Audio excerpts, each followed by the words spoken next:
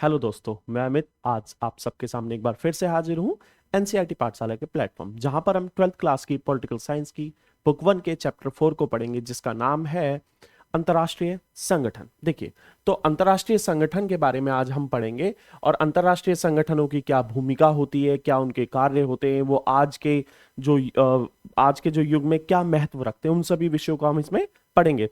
ठीक है, तो आइए इसको भी हम दो पार्ट्स में ही पढ़ेंगे। तो आज हम पहले पार्ट 1 पढ़ेंगे और उसके बाद नेक्स्ट क्लास में पार्ट 2 में चैप्टर को कंप्लीट कर देंगे। तो आइए बढ़ते हैं इसमें आगे। देखिए, जैसा कि मैंने अभी आपको बताया, अंतर्राष्ट्रीय संगठन, इंटरनेशनल ऑर्गेनाइजेशंस के बारे में बात करेंगे कि जो अंतर्राष्ट्रीय संगठन है, इनकी क्या आवश्यकता है आज के समय पे, ये क्या क्या कार्य करते हैं और ये जो आज के आधुनिक युग में क्या महत्व रखते हैं, क्या ये आज भी आवश्यक हैं, जहां पर आज सभी विश्व जो आधुनिक हथियारों के साथ खड़े हैं, क्या वहां पर आज भी इस प्रकार के संगठनों की आवश्यकता है। तो चलिए इसको पढ़ते हैं आगे बढ़ते हुए। देखिए, अंतरराष्ट्रीय संगठन की आवश्यकता क्यों है, ये एक महत्वपूर्ण संगठन जो सवाल है, यहाँ पर महत्वपूर्ण प्रश्न है, आपके एग्जाम में कई बार आ जाता है कि हमें अंतरराष्ट्रीय संगठनों की आवश्यकता क्यों है। तो देखिए, हमें अंतरराष्ट्रीय संगठनों की आवश्यकता जो विभिन्न कार्यों के लिए पड़ती है। तो अब इसमें सबसे पहला जो विश्व के आर्थिक विकास के लिए ये जो संघ होते हैं बहुत ही सहायक होते हैं कि विश्व में जो आर्थिक विकास है वो सभी क्षेत्रों में समान रूप से हो सके। जो पिछड़े क्षेत्र हैं उनको भी विकास की भूमिका में जो लाया जाए, ये काम ये संगठन करते हैं। तो अब इस प्रकार के संगठनों में सबसे बड़ा जो संगठन है वो है संयुक्त राष्ट्र संघ।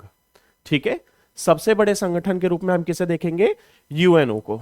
ठीक है, संयुक्त राष्ट्र संघ, यूनाइटेड नेशंस ऑर्गेनाइजेशन। ठीक है, तो इसमें इसकी हमें आवश्यकता क्यों है, जैसा कि मैंने अभी बताया, विश्व के आर्थिक विकास के लिए हमें इसकी आवश्यकता होती है। दूसरा, वैश्विक आवश्यकताओं की पूर्ति। आज विश्व में ऐसे अनेकों देश हैं जो अपनी आवश्यकताओं की पूर्ति नहीं कर पा रहे हैं, तो इन राष्ट्रों में इनकी आवश्यकताओं की पूर्ति के लिए भी इस प्रकार के संगठन बहुत ही सहायक होते हैं, महत्वपूर्ण हो जाते हैं। ठीक है, विभिन्न अंतरराष्ट्रीय विवाद। ठीक है, विभिन्न अंतरराष्ट्रीय विवादों का निपटारा शांतिपूर्ण ढंग से करने के लिए भी हमें इस प्रकार के अंतरराष्ट्रीय संगठनों की आवश्यकता होती है। और ऐसे अनेकों जो संघर्ष हुए जिसमें यूएन के हस्तक्षेप के बाद वो संघर्ष समाप्त हुए या उनका कोई हल निकाला गया है। ठीक है, उसके अलावा प्राकृतिक आपदा व महामारी से जो निपटना। देखिए, विभिन्न जो आज के समय में जो प्राकृतिक आपदाएं हमें देखने को मिलती है, महामारी का तो बहुत बड़ा उदाहरण अभी हाल ही में हमने देखा, जो कोविड आया था, कोरोना। तो कोरोना काल में यूएन जैसे जो संगठन है या अनेकों जो वैश्विक संगठन है, उन्होंने बहुत ही महत्वपूर्ण भूमिका निभाई। जो ऐसे देश जो काफी ज्यादा पिछड़े हुए थे या जिन्हें कुछ आवश्यकताओं की कुछ वस्तु की आवश्यकता थी, उनके लिए उन वस्तुओं की पूर्ति भी इस प्रकार के संगठनों ने कराई है। दूसरा, अंतरराष्ट्रीय सहयोग को बढ़ावा देना। देखिए, केवल अंतरराष्ट्रीय जो समस्या को सुलझाना ही नहीं बल्कि सहयोग की भावना विकसित करना, इन सभी राष्ट्रों में सहयोग स्थापित करना भी इस प्रकार के संगठनों का कार्य होता है। युद्धों की रोकथाम में सहायक। देखिए, ऐसे संगठन जो विश्व के विभिन्न जो राष्ट्र हैं, यदि वे युद्ध की स्थिति में आ जाते हैं तो उनको रोकने के लिए भी यह कार्य करता है। जैसे जो एक कार्यक्रम चलाया था जिसमें इराक के खिलाफ जो यूएन की जो सेना थी उसने जो युद्ध किया था, तो इस प्रकार से ये युद्ध भी करते हैं युद्ध रोकने के लिए और शांतिपूर्ण ढंग से भी समझौते करवाते हैं ताकि किसी प्रकार का युद्ध व संघर्ष ना हो। ठीक है, तो ये था कि हमें अंतरराष्ट्रीय संगठनों की आवश्यकता क्यों होती है और यूएन जैसे संगठन के बारे में हम यहां पर पढ़ेंगे आगे। अब जो एक संगठन है, अंतरराष्ट्रीय संगठन, वो क्या क्या काम करता है। सबसे पहले अंतरराष्ट्रीय संगठन सहयोग के तरीके ढूंढता है कि कैसे विभिन्न जो राष्ट्रों में सहयोग स्थापित किया जाए, सूचनाओं एवं विचारों का निर्माण करता है। देखिए, जो कई प्रकार की इंफॉर्मेशन ये क्रिएट करता है।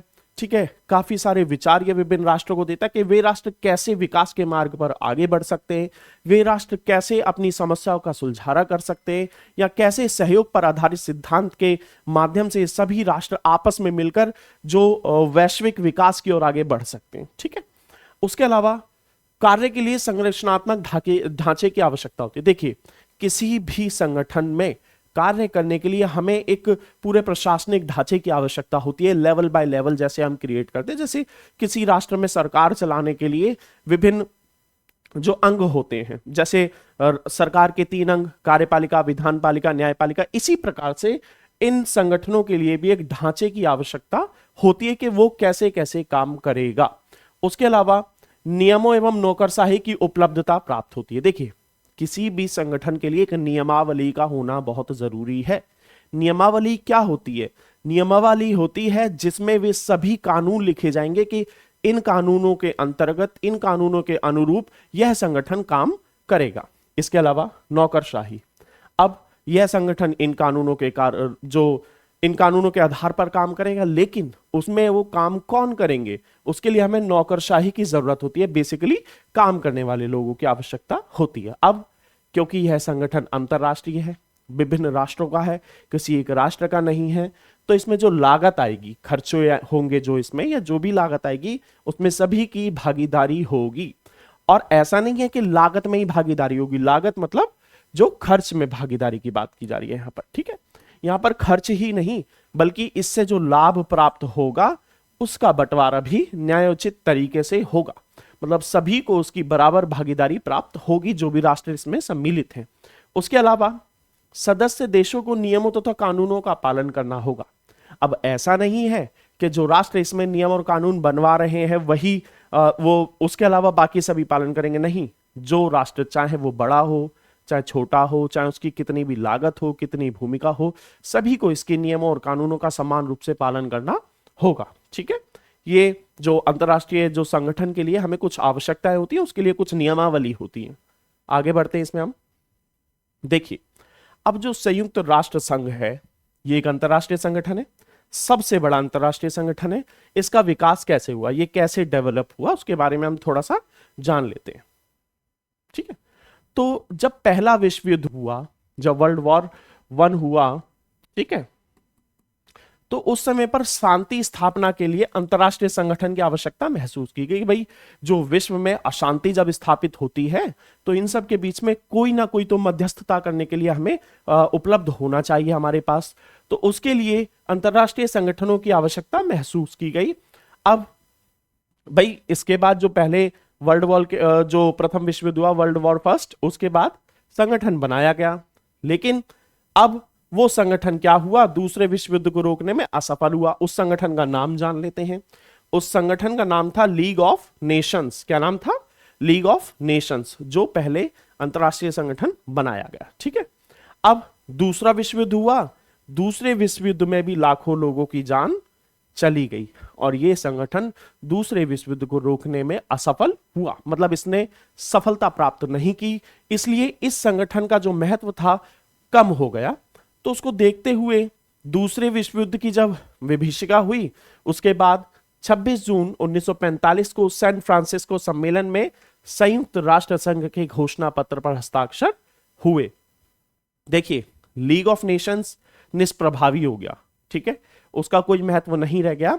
अब 26 जून 1945 को सैन फ्रांसिस्को सम्मेलन में जो यूएनओ के घोषणा पत्र पर हस्ताक्षर हो गए और 24 अक्टूबर 1945 को यह आधिकारिक रूप से लागू हो गया, ठीक है।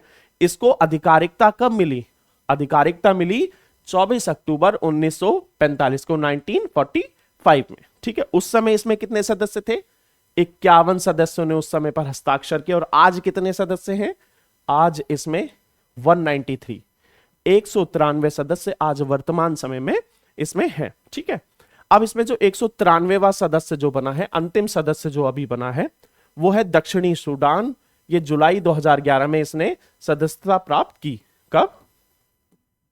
जुलाई 2011 में इसने सदस्यता प्राप्त की। और ये जो संयुक्त राष्ट्र संघ के प्रतीक चिन्ह है, ये उसका फ्लैग है। तो देखिए, प्रतीक चिन्ह में विश्व के मानचित्र के दोनों ओर जैतून की शाखाएं, ठीक है। किसकी शाखाएं? जैतून की पत्तियां यहां पर दिखाई गई हैं और ये जैतून की शाखाएं विश्व शांति का प्रतीक है। ये वैश्विक एकता और वैश्विक शांति का प्रतीक है। ये जो जैतून की पत्तियां इसमें जो दिखाई गई हैं, जैतून की जो शाखाएं इसमें दिखाई गई हैं इस जो लोगों में, ठीक है। आगे इसके उद्देश्य क्या है? अब भाई, हर किसी का एक उद्देश्य होता है, हर किसी का एक मोटिव होता है। चाहे आप भी यदि कोई कार्य करेंगे उसका भी कोई ना कोई उद्देश्य होता है। तो संयुक्त राष्ट्र संघ के क्या क्या उद्देश्य है, तो सबसे पहले जान लेते हैं। अच्छा, ज्यादातर संगठनों की बात जब हम करेंगे तो उनके जो मोटिव्स होते हैं वो सेम ही होते हैं, लगभग कुछ ही जो चेंजेस होते हैं, बाकी जो मोस्ट ऑफ जो उनके मोटिव्स होते हैं वो सेम होते हैं। तो देखिए, सबसे पहला अंतरराष्ट्रीय शांति एवं सुरक्षा बनाए रखना।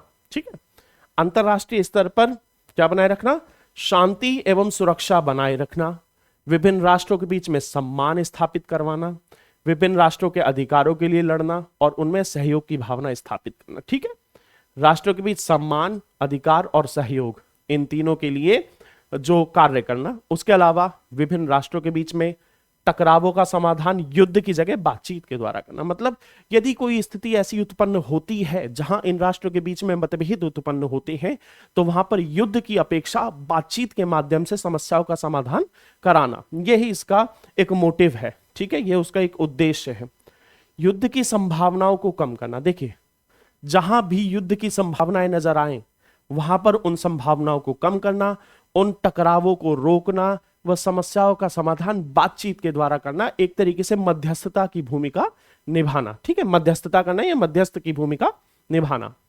विभिन्न राष्ट्रों के बीच, ठीक है, विश्व के विभिन्न राष्ट्रों के बीच आर्थिक, सामाजिक, सांस्कृतिक और शैक्षणिक सहयोग स्थापित करना। ठीक है, उन राष्ट्रों के बीच में चाहे वो आर्थिक हो, चाहे सामाजिक हो, चाहे राजनीतिक हो या शैक्षणिक हो, ये सभी जो समन्वय स्थापित करना, इनको सभी इन सभी राष्ट्रों को इनके विकास के लिए अग्रसर करना और विभिन्न राष्ट्रों की संस्कृति का सम्मान करना, सभी को आर्थिक विकास समान रूप से प्राप्त हो, इन सभी जो चीजों के लिए व्यवस्थाएं देखना, वह इनको अवसर उपलब्ध करवाना। ठीक है, इसके अलावा राष्ट्रों के बीच सामंजस्य स्थापित करना। ठीक है, सामंजस्य का मतलब है सीधा सीधा विभिन्न राष्ट्रों के बीच में तालमेल स्थापित करना। ठीक है, ये जो विश्व में इतने राष्ट्र हैं इन सभी के बीच में तालमेल स्थापित करना, यह भी इसका एक उद्देश्य है। आगे बढ़ते हैं।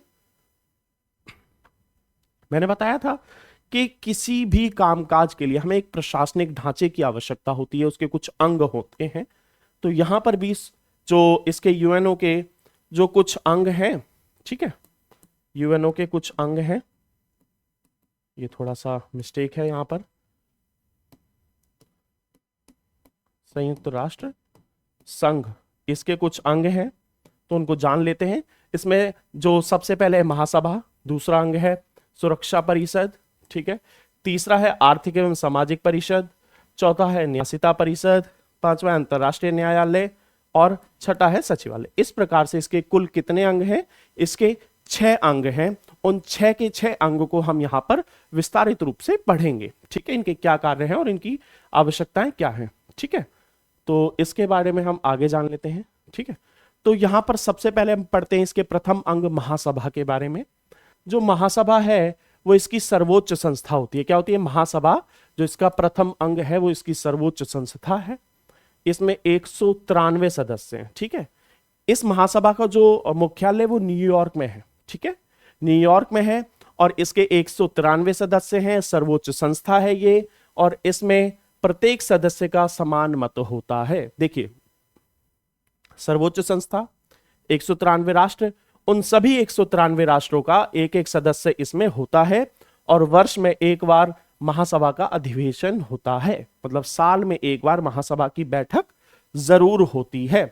और इसमें जो निर्णय लिए जाते हैं उसमें देखते हैं, महत्वपूर्ण निर्णयों के लिए 2/3 और बाकी निर्णयों के लिए सामान्य बहुमत की आवश्यकता होती है। देखिए, कुल सदस्यों का 2/3 जब हम किसी विशेष निर्णय के लिए हम यहां पर वोटिंग करते हैं, और बाकी सामान्य बहुमत के लिए, जो सामान्य बिलों के लिए या सामान्य कानूनों के लिए जो सामान्य बहुमत की आवश्यकता होती है। अब यहां पर यह नए सदस्य बनाने, पुराने सदस्य की सदस्यता समाप्त करने, इन सभी का निर्णय ले सकती है। मतलब इसमें कौन कौन नया सदस्य होगा, किन सदस्यों की सदस्यता रद्द की जाएगी, ये सभी भी निर्णय महासभा के द्वारा लिए जाते हैं। बजट पारित करना, ठीक है, बाकी के जो अंग हैं महासभा के अलावा जो इसके 5 अंग हैं उन पर नियंत्रण रखना, ठीक है, और सुरक्षा परिषद समेत अन्य अंगों के लिए सदस्यों का चुनाव करना। देखिए, ये महासभा है, महासभा के बाद भी 5 अन्य अंग हैं, तो उन सभी अंगों के लिए सदस्यों का चुनाव करना भी महासभा का ही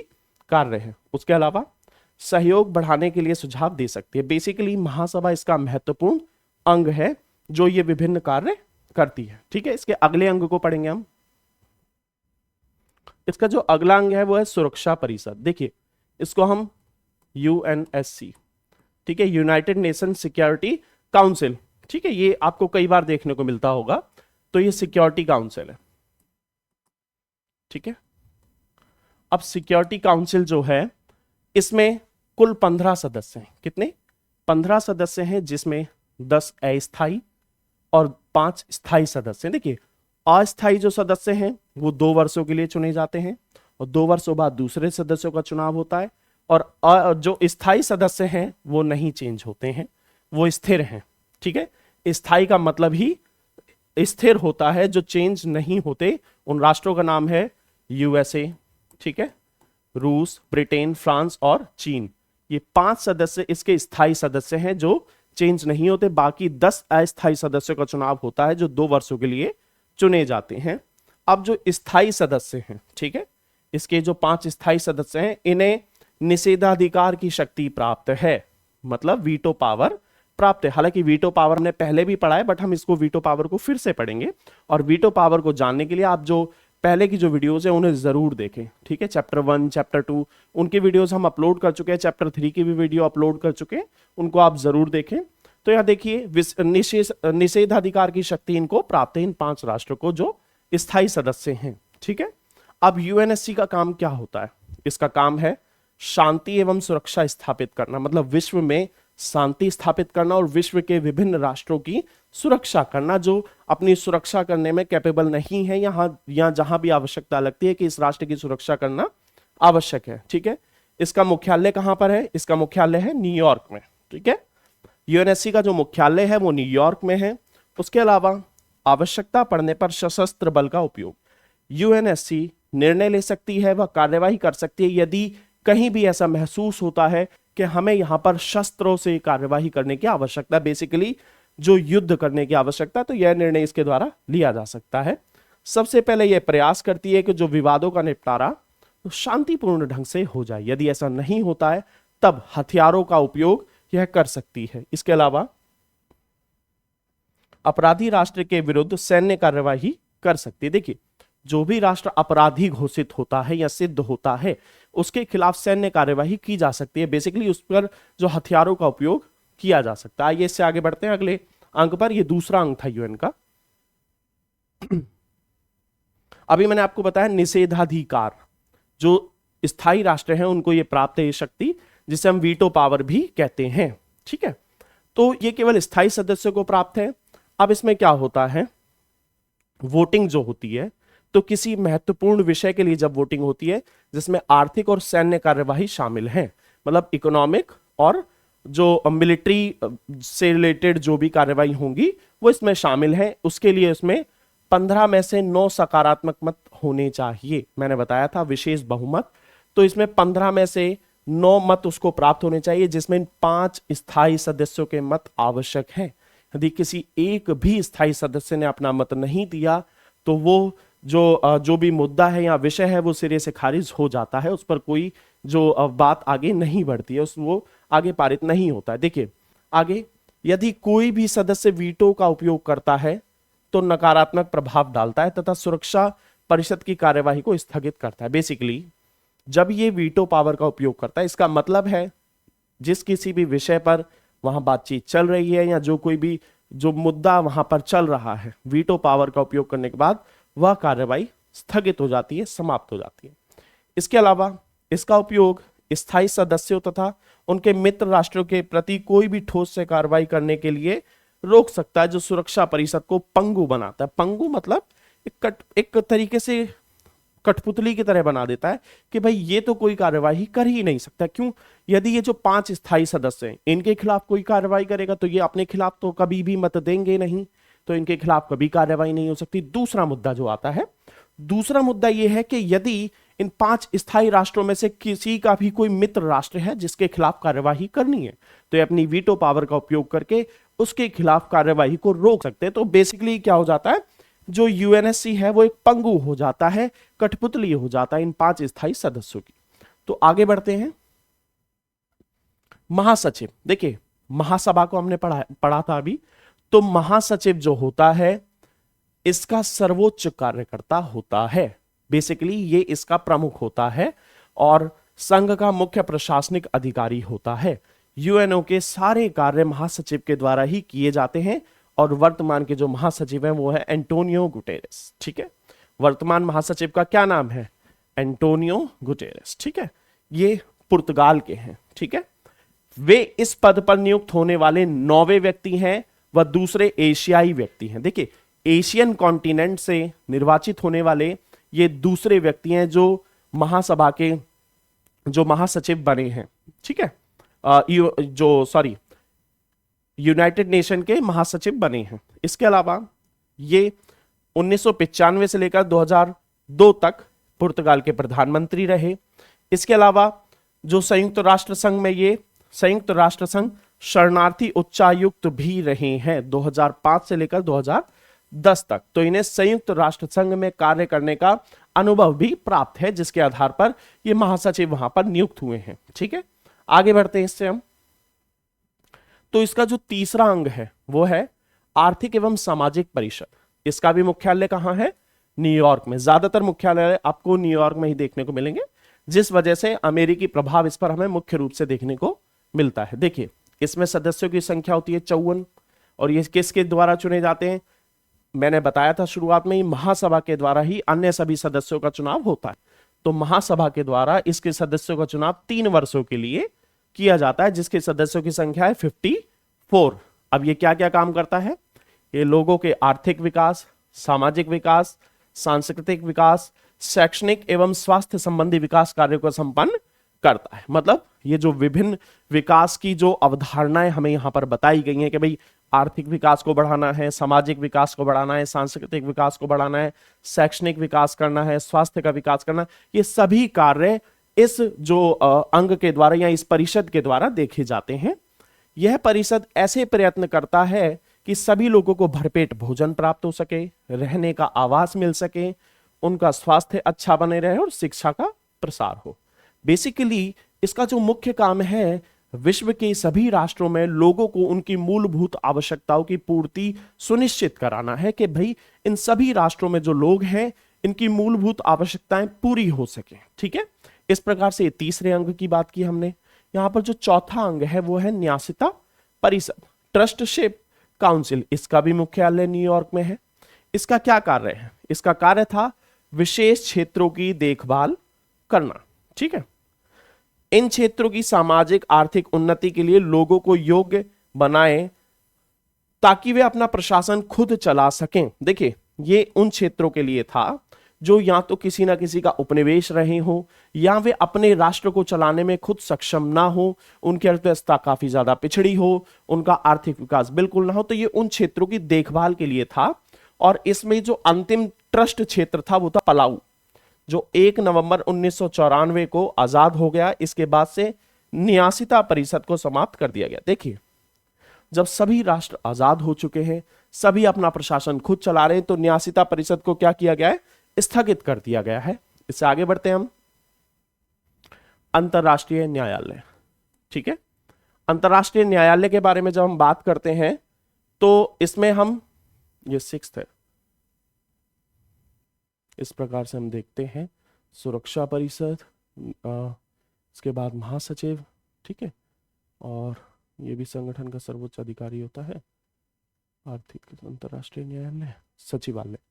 हाँ, इसके बाद हम यहाँ पर 5वें जो टॉपिक के बारे में पढ़ते हैं, तो 5वां है अंतरराष्ट्रीय न्यायालय। ठीक है, इसे हम इंटरनेशनल कोर्ट ऑफ जस्टिस भी कहते हैं। तो इंटरनेशनल कोर्ट ऑफ जस्टिस है, इसका कार्य क्या होता है? विभिन्न जो सदस्य राष्ट्र हैं उनके बीच में झगड़ों को निपटाना, क्षेत्रीय विवादों को निपटाना और सीमा पर तनावों का निपटारा करना। ठीक है, विभिन्न जो राष्ट्र हैं यदि उनके बीच में किसी भी प्रकार का तनाव है, क्षेत्रीय विवाद है, तो उनका सुलझारा करना, वो उन तनावों को निपटाने का प्रयास करना।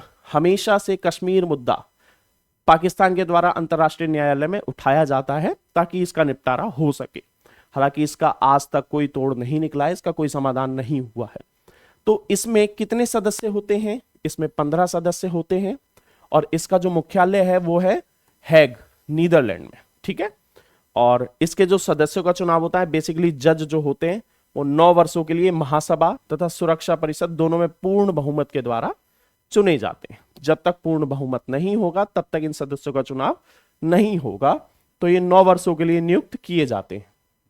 उसका जो अगला अंग है वो है सचिवालय। ठीक है, यहां पर हमारे 6 अंग पूरे रहते हैं।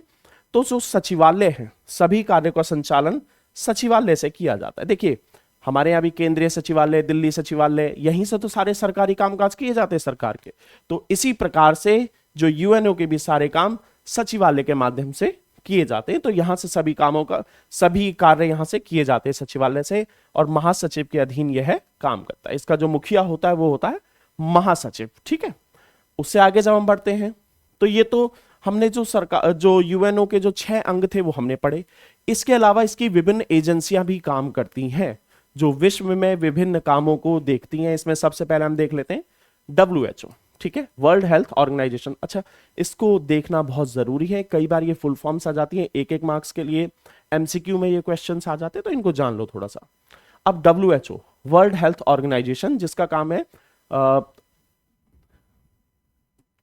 विश्व स्वास्थ्य संगठन। ठीक है, विश्व स्वास्थ्य संगठन, विश्व में स्वास्थ्य संबंधी कार्यों की देखभाल करना, विश्व में स्वास्थ्य के प्रति जागरूकता फैलाना, ये WHO का काम होता है। दूसरा है WTO वर्ल्ड ट्रेड ऑर्गेनाइजेशन, जिसकी फुल फॉर्म है वर्ल्ड ट्रेड ऑर्गेनाइजेशन, विश्व व्यापार संगठन। ठीक है, विश्व व्यापार संगठन का काम होता है विभिन्न राष्ट्रों के बीच में व्यापार को बढ़ावा देना, जो व्यापार संबंधी समस्याओं को सुलझाना और व्यापार को सुगम बनाना, ताकि अधिक से अधिक व्यापार इन राष्ट्रों के बीच में किया जा सके। ठीक है, UNICEF United Nation children's fund, संयुक्त राष्ट्र बाल कोष जो बच्चों के लिए काम करता है, इंटरनेशनल लेबर ऑर्गेनाइजेशन ILO, अंतर्राष्ट्रीय श्रम संगठन कहते हैं इसको, ये विभिन्न जो विश्व के श्रमिकों के लिए कार्य करता है, श्रमिकों की आवाज उठाता है।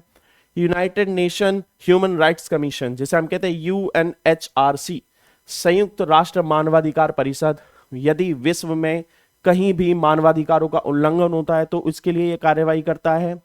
UNEP United Nation environmental programme, ठीक है, संयुक्त राष्ट्र पर्यावरण कार्यक्रम, ये विश्व के विभिन्न क्षेत्रों में पर्यावरण से संबंधित कार्यक्रम चलाता है, पर्यावरण से संबंधित बैठकें कराता है, वह विश्व के विभिन्न देशों को पर्यावरण के प्रति सचेत करवाता है, जागरूक कराने का कार्य करता है। उसके अलावा आता है UNHRC United Nations commission for refugees, संयुक्त राष्ट्र शरणार्थी उच्चायोग। ये जो शरणार्थियों की समस्या भी कुछ समय पहले बहुत ज्यादा देखने को मिली, विभिन्न राष्ट्रों से दूसरे राष्ट्रों के लिए लोगों ने प्रवास किया शरणार्थी के रूप में, तो उसके लिए जो संयुक्त राष्ट्र शरणार्थी उच्चायोग का गठन किया गया है। UNDP United Nations development programme, संयुक्त राष्ट्र विकास कार्यक्रम, संयुक्त राष्ट्र के द्वारा विश्व में विभिन्न विकास के कार्यक्रम चलाए गए हैं जिसको UNDP के द्वारा संचालित किया जाता है। उसके अलावा IAEA international atomic energy agency, देखिए अंतरराष्ट्रीय परमाणु ऊर्जा एजेंसी, इसका काम होता है विश्व में स्थापित विभिन्न जो परमाणु संयंत्र हैं, केंद्र हैं, उनके समय समय पर जो विजिट करना और यह सुनिश्चित करना कि इनका कार्य शांतिपूर्ण, इनका जो उपयोग है वो शांतिपूर्ण ढंग से किया जा रहा है या एनर्जी के लिए किया जा रहा है, बेसिकली इनको हथियारों के रूप में इनको इस्तेमाल ना किया जाए। ठीक है, UNESCO United Nation educational scientific and cultural organisation, संयुक्त राष्ट्र शैक्षिक वैज्ञानिक और सांस्कृतिक संगठन, ये विश्व के विभिन्न देशों में शिक्षा के प्रति, विज्ञान के प्रति और संस्कृति के प्रति जागरूकता फैलाता है, उनको मजबूत करता है और विभिन्न राष्ट्रों के बीच में सामंजस्य भी स्थापित करता है। तो ये सब जो काम है जो संयुक्त राष्ट्र की विभिन्न एजेंसियों के माध्यम से किए जाते हैं, इनकी विभिन्न एजेंसियां हैं जो अपने अलग अलग कार्य को करती हैं। देखिए ये एजेंसियां आज विश्व के विभिन्न क्षेत्रों में फैली हुई हैं और अपने कार्य को सुचारू रूप से कर भी रही हैं। इससे अच्छा, इस जो पार्ट 1 में हम इतना ही पढ़ेंगे और इस चैप्टर को हम पार्ट 2 में कंप्लीट करेंगे। ठीक है, और हम ये कोशिश करेंगे कि इस चैप्टर में हम और अच्छे से आपको जो पार्ट 2 में इसको जल्दी से जल्दी कंप्लीट कर दे। तुम्हारे एग्जाम भी बहुत जल्दी आ रहे हैं, देखिए ना CBSE बोर्ड के एग्जाम पास में ही है, तो मेरा ये मानना है कि जल्दी से जल्दी आप इन्हें रिवाइज करें। कमेंट करके बताइए कि हम आपके लिए और क्या नए नए प्रोग्राम ला सकते हैं। और इसी के साथ हमारा ये पार्ट 1 कंप्लीट होता है। एनसीईआरटी पाठशाला के प्लेटफॉर्म पर जुड़े रहने के लिए धन्यवाद। पार्ट 2 के लिए हम कल आपसे मिलते हैं।